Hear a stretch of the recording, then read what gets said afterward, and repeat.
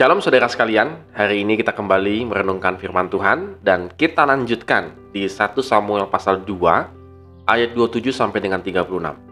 Saudara sekalian, saya sangat menyarankan untuk tetap membaca ayat 27 sampai dengan 36. Karena pada bagian ini saya hanya membaca satu bagian saja. Ayat 29 dan 34. Mengapa engkau memandang dengan loba kepada korban sembelihanku dan korban sajianku yang telah kuperintahkan? Dan mengapa engkau menghormati anak-anakmu lebih daripadaku, sambil kamu menggemukkan dirimu dengan bagian yang terbaik dari setiap korban sajian umatku Israel? Inilah yang akan menjadi tanda bagimu, yakni apa yang akan terjadi kepada kedua anakmu itu, Hofni dan Pinehas. Pada hari yang sama keduanya akan mati. Dan aku akan mengangkat bagiku seorang imam kepercayaan yang berlaku sesuai dengan hatiku dan jiwaku, dan aku akan membangunkan baginya keturunan yang teguh, setia, sehingga ia selalu hidup di hadapan orang yang kuurapi. Kemudian siapa yang masih tinggal hidup dari keturunanmu akan datang sujud menyembah kepadanya, meminta sekeping uang perak atau sepotong roti, dan akan berkata, tempatkanlah kiranya aku dalam salah satu golongan imam itu, supaya aku dapat makan sekerat roti. Saudara, akhirnya Tuhan mengirim seorang abdi Allah, abdinya begitu ya, untuk menyatakan hukuman kepada Imam Eli.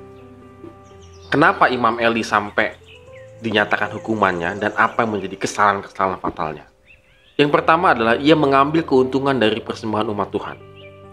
Kebayang dia adalah seorang imam sangat senior yang andalannya umat Tuhan pada waktu itu di Israel, dan dia mengambil keuntungan dari setiap persembahan. Ini berbahayanya luar biasa.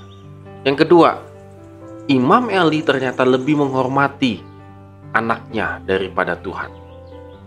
Imam Eli tidak pernah menegur anaknya. Kalaupun ditegur, itu hanyalah sekedar basa-basi saja begitu ya, dan tetap membiarkan kesalahan-kesalahan anaknya. Yang ketiga, dia menggemukkan diri atau boleh dikatakan rakus. Kalau kita kemarin baca, seolah-olah kedua anaknya ini sangat dursila, sangat jahat. Tetapi mungkin pada dasarnya Imam Eli ini juga jahat. Satu imam yang cukup jahat sebenarnya. Tetapi mungkin kejahatannya tidak terlalu mencolok seperti anak-anaknya. Karena Tuhan begitu kerasnya menegur kesalahan-kesalahan Imam Eli ini. Satu kesalahan-kesalahan yang sudah tidak dapat lagi ditoleransi.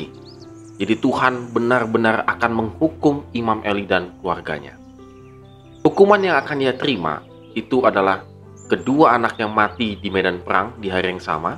Dan yang kedua, ia sendiri juga akan meninggal. Dan keturunannya, ini luar biasa saudara sekalian, bahwa karena kesalahan Imam Eli, maka keturunan generasi keduanya akan mati, dan generasi ketiganya memang tidak mati, tetapi mereka tidak akan pernah menjadi imam dan susah untuk makan. Jadi sungguh luar biasa saudara sekalian, ini digelontorkan lah begitu ya, artinya ini kesalahannya itu masih digelontorkan sampai keturunan-keturunannya, efeknya itu sampai keturunan-keturunan berikutnya. Bukan hanya berhenti di anaknya Imam Eli, tapi sampai keturunan berikutnya. Saudara, apa yang bisa kita ambil dari sini, saudara? Satu hal yang saya highlight di sini adalah ketika kita tidak lagi menghormati Tuhan dalam kehidupan kita.